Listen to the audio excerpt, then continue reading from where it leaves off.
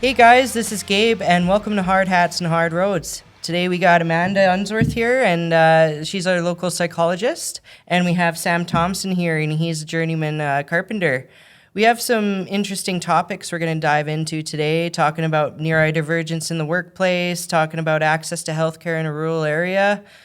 Let's do this. Sam, tell us a little bit about yourself. Where'd you grow up, man? I grew up in a small town near Lloydminster called Manville.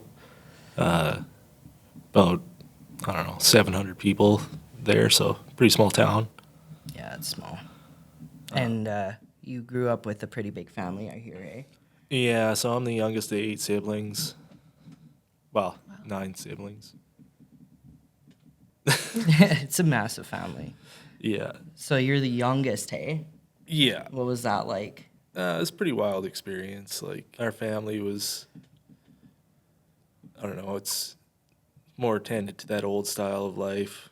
We grew up on a farm, milked our own cows, had chickens, butchered, all that kind of stuff. So it's kind of interesting growing up like that. And then father passed away when I was about 6, so it's pretty long era there where we were just raised by our mom. So And that must have been its own thing, dealing with the loss of your father at such a young age, eh? yeah, I mean, you never really thought about it till it all comes out when you're older, right? That's fair. That happens. And so you grew up there, you graduated there and everything? Yeah. Right yeah. on. Graduated high school there. Did my carpentry in Vermilion, which was 15 minutes away from there. So, So you went to university or college after? well, trade school. Trade school, yeah. Yeah. Right on. What'd you get for that? I came out of it with a Red Seal journeyman for carpentry. So, That's impressive, bud. yeah. That's awesome. And where'd you go from there?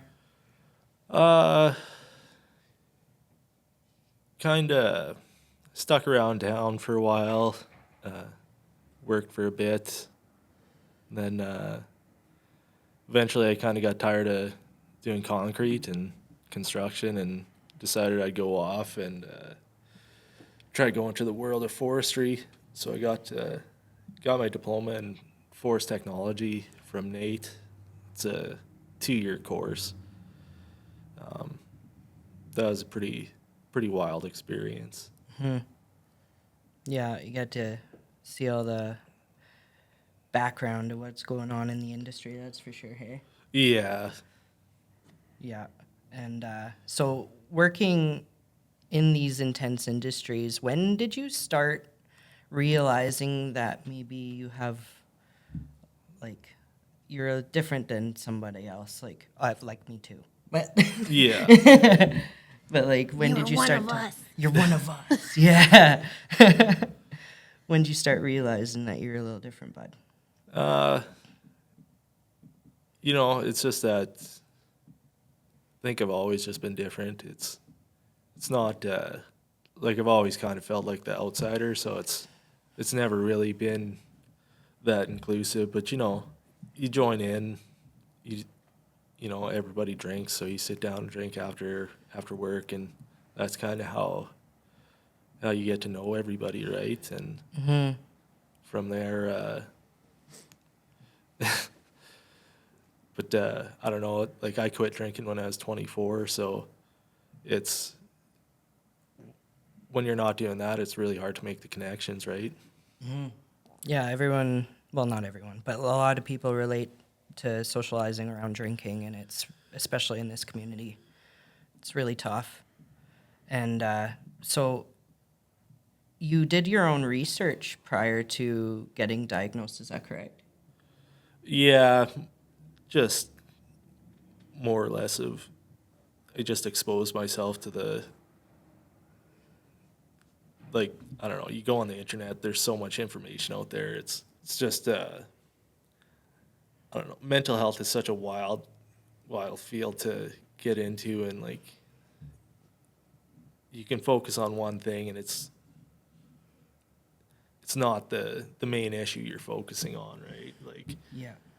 there's something completely different out that's causing the issues, and we've become very treat the symptoms.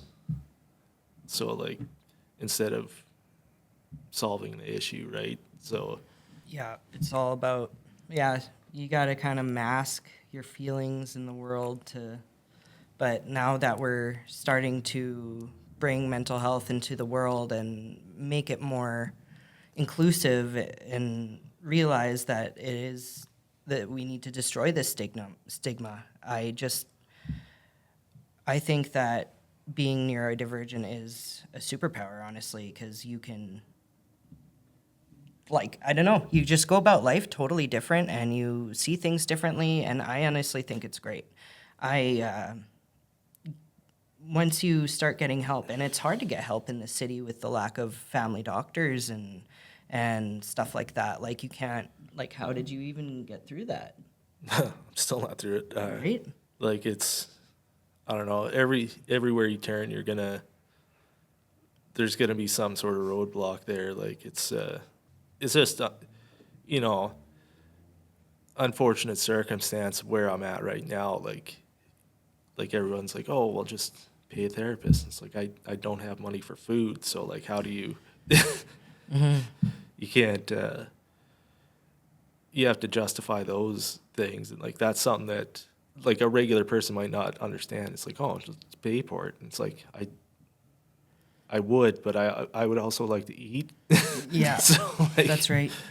I think another thing maybe that the average person might not understand is how many times you have to go see a therapist. So, if you could go once and then you would be better, okay, you could justify the cost, but that it is a continuous cost typically. Yeah. And particularly at the beginning. And so that can be, that's a lot for people to take on. I really liked what you said too a little bit ago about how the presenting problem is not the problem. So when people come to us, it's really important, I think, for mental health professionals, every helper, to recognize that what a person is bringing forward is their immediate problem, potentially, the one that they are safe feeling to bring to you as a stranger, but that it is important to ask those deeper questions of what else is going on and what happened before this problem started. Because you're absolutely right. There is usually a deeper something that if we treat that thing will have the biggest impact. Everyone at this table has ADHD, which is fair. And we're honestly not scared of talking about it, because the more people that talk about it, the more it will be, not frowned upon. Like, oh, you're mental? Like, no. No. So how did your diagnosis affect your life and your career? More or less, I've been diagnosed with depression, borderline personality disorder, like presumptive ADHD and stuff. But it just makes you kind of bounce around. Like, you see people and they've, like, 32 now, so that's like, what, just about 15 years working.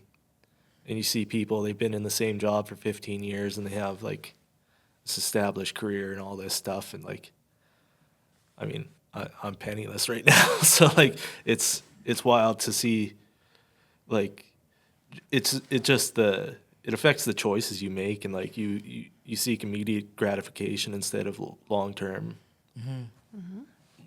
growth. So it's and it's, you can try and change it, but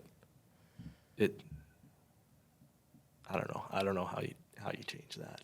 Right? Well, it's like, how do you go to work when you're having a tough day and try and move past it, and while your boss is like, just work, and you're disassociating and you're getting in trouble for disassociating? It's like, what do you do in that? So that's the problem that we're facing, and the reason we're having this episode is to bring awareness to neurodivergent people and professionals, and especially trades like they're there. So how did you cope with all your stuff? You said you were drinking until you're about 26, eh? Yeah, somewhere in there. So you're sober now, eh? That's awesome. I still make bad choices, so I can't guarantee anything. And like I find that's where a lot of people break down. Is it's like, oh well, I cheated, so I may as well not be it. It's like,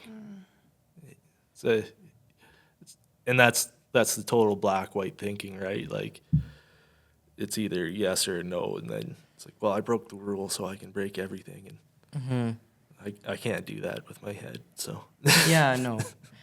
It's a whole Slippery process. slope. Yeah. yeah.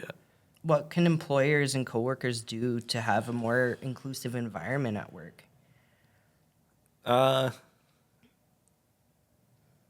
a tough one. Like Right? it's because I also have owned a business, so I understand like productivity and like I've worked in mills and stuff where like they measure minutes of downtime and like so you start applying like rough principles of like the downtime in your life, and it's like it starts getting wild. So it makes sense, but like more or less I've found a lot of ADHD people in that they either need time to just like their brains can't focus on the same thing for, especially if it's not a preferred task, like Yeah. so It's something you don't want to do. There's no interest. yeah. And it's like I understand you're paying me, but like I would rather be at home right now than doing this task. So Yeah. yeah, so I don't know, it's Needs to be a balance. There needs to be more benefits, I feel, in like to provide counseling for workers, to have more inclusive mentality when it comes to having a neurodivergent worker. I think it's really important that we're talking about this, and the construction industry it's brutal. Like it's a whole, like if you can't have feelings at work, they will call you names. Like it's well, I mean, and part of it too is like you can have feelings all you want, but like you the boss is looking at it from a total monetary standpoint, right? It's like hours into when X construction phase is done and we get paid, right? So like there's absolute, like you can have all the feelings you want, but he doesn't care. Like he still needs to make profit at some point or else his company's going to go under. And like I've unfortunately been the captain of some of those sinking ships, and like it's not fun, and like the fallout is you got years of paperwork to deal with, and like just it's not fun. So like I totally get it, but it's still like if you just got to let people work in their own way, because like it's I don't know, it's weird. yeah. Yeah, I well- just think that they need to be more inclusive. Yeah, and I think it's the inclusivity comes from neurodivergent people. We have lots of skills. It's not that we're uneducated or that we can't learn or that we don't specialize in things. I might even argue we specialize in lots of things. That's our whole purpose in life, is to specialize in all kinds of things. But it's that consistency of output is not the same. So what I can do between 9 and 11 in the morning is what most people can do between 8 and 4. And so, yeah, I don't need to be there all day. And I feel that. And I think a lot of neurodivergent people set up their own businesses and do their own things to accommodate themselves in that way of Yeah. this inconsistent ability to have output. Yeah, and then you run into all the paperwork and forms is where I fell apart. Right. Because I can do the work, it's no problem, and like find the work and make the deals, but like getting everything in the background all lined up, and it's one of those things. It's not a preferred task. I have no interest in it, and it just Yeah. it's a downfall if you don't take care of it, right? 100%. Yeah, and that is one of the accommodations, like working with kids in schools. It is that piece of they can do it, and they just don't.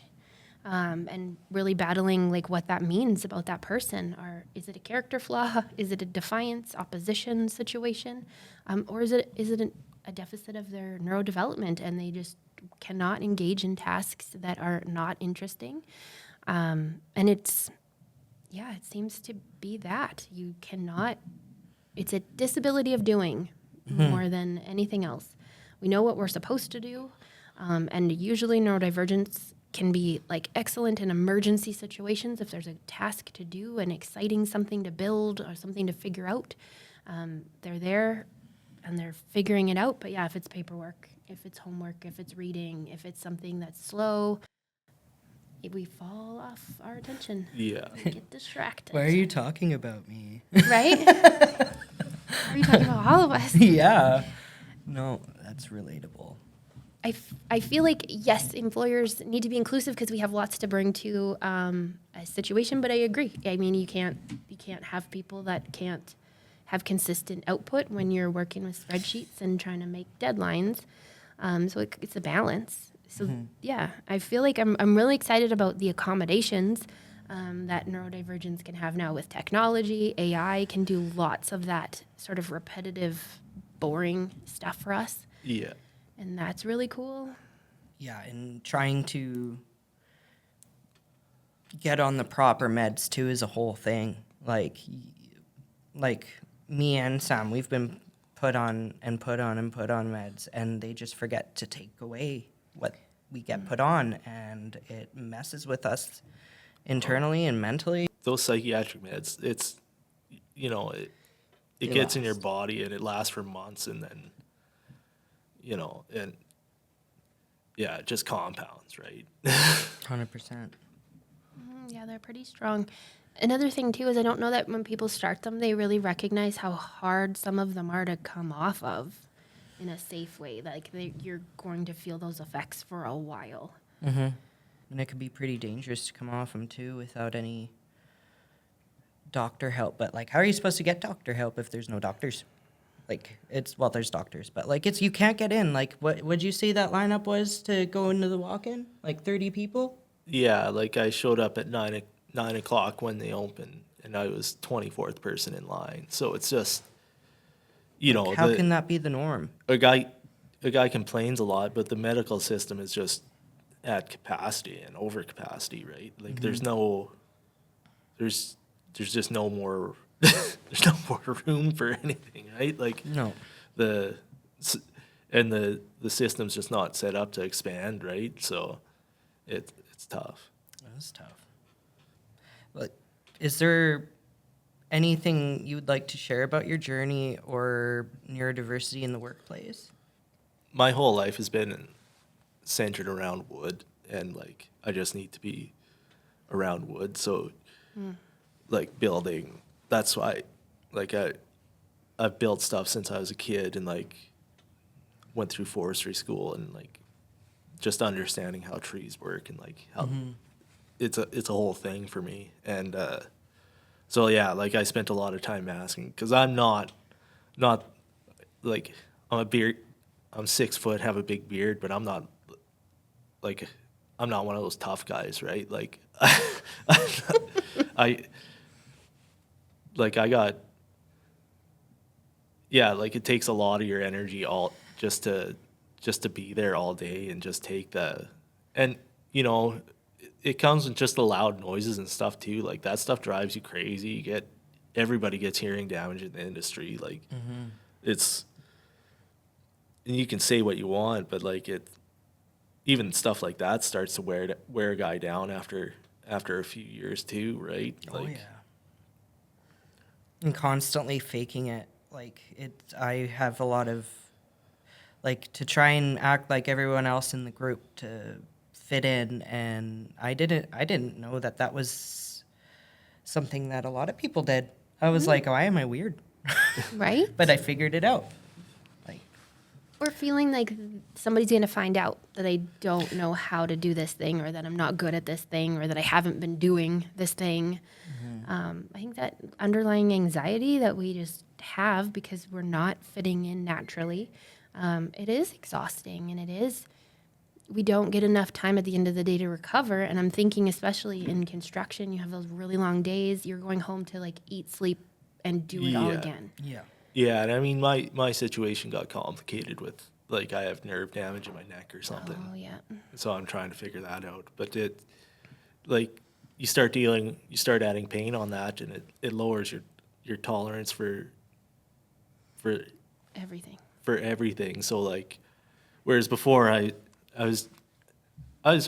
had a pretty good deal going, and like I was supervisor in West Fraser and stuff, and so I had a good thing going, and then I hurt my neck, and you know, you start to dissociate from reality and stuff, and like you don't, and then it gets into mental health stuff, and they tried to treat it with they tried to treat severe neck pain with psychiatric meds, and it doesn't work. So it's been a whole thing figuring out what's going on, right? So It's like, how do you move past it? You guys, like, take it one day at a time. Sounds easier said than done, that's for sure. yeah, like I've been told a lot, like, oh, just go find a job, and it's like, I don't think you guys understand my dedication to wood and wood products. Right. And like, but it's just I can't perform, right, because the nerve damage in my neck affects the use of my arm, right? So I can't do the things I used to do, and it's just that in part is crushing too, right? Like Having your body not work the way it used to, that's a whole thing in itself. Well, and especially when you're young and that's not what your peers are experiencing and not what you expected to experience. If you were 70 years old and you had a sore neck, okay, well, yeah, you had a good run. yeah, But being like 30, 32, yeah, and it's really brutal. Well, and I think what you said too, Sam, sorry, was just really cool that like your resiliency was already at the max. So you were maxed out, masking some of the other challenges, the sensory things, the social things that come with being neurodivergent. So you're already applying more energy, effort than maybe the person beside you, and now you receive an injury, and you're naturally not as resourced. You're not going to bounce back as quickly. yeah. As somebody who had their head above water when it happened. Yeah, and then and pain's a whole other deal. It does all sorts of stuff to you. Like I didn't realize for longest time. I thought because I got memory loss with it, and like that's pretty wild. There's the big focus on mental health, and it's like what mental health gives you memory loss and stuff Right. like that, and then it's just like. It's because I'm in an extreme amount of pain is the problem, right? You can't focus when you're in pain. No. Like, you can't even human. No. Let alone us who can't focus when we're not in pain. Yeah. On our very good days, when we've taken Yeah. the best care of ourselves. Yeah. Legit. So it's, I'm trying to run a race, but I'm playing by totally different rules, and like, it's not fun. Yeah. No, it's really hard in this community. Like I feel like it's getting better though. Like I've noticed I've talked with some companies and they're incorporating like mental health stuff in their benefits, and I think that's how it should be, like more inclusive within treating your workers like they're humans and not like money makers. So that's what I want to take away from this. But for you, Sam, what would you like to take, or what would you like our listeners to take away from your experiences? I don't know. Just you gotta kind of stay with it. Like, it's gonna suck. Like, there's no easy there's no easy path through it, and like it is. Especially if you're in a rural area, you're gonna struggle with what's available there. Yeah. I've heard in the city it's slightly better, just with the amount of resources available. But no, you just gotta kind of stick in there and hope for the best, and like. Yeah, and I think, fair. Our systems are not working. Employers are focused on their bottom line at the end of the day. And the changes that I'm slowly seeing in the community is the community. It's that we recognize that ADHD is an impactful disorder. It's not cutesy. It's not demure. And it is actually like super significantly impactful in the day-to-day lives of people who have it. And yeah, we can get through it and we can do hard things, but it's exhausting. And I think that's what I hear in your struggle of like, yeah, I can line up at the clinic and I can do the things, but those things are really hard. But what keeps, I think, people resilient is that, you know, you can find a place and, you know, we can talk about it and be like, yeah, I have ADHD too. What's that like for you? And that helps us keep resilient of like, okay, I'm not the only one. The system sucks for all of us. We're all having trouble speaking to the mental health or the doctors.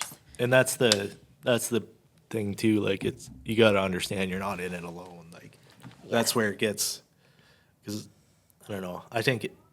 I don't think there's a person out there that's not struggling these days. Like, it's just things are not going well. So it's like everybody's going through it, and it's just, you know, it's more of that.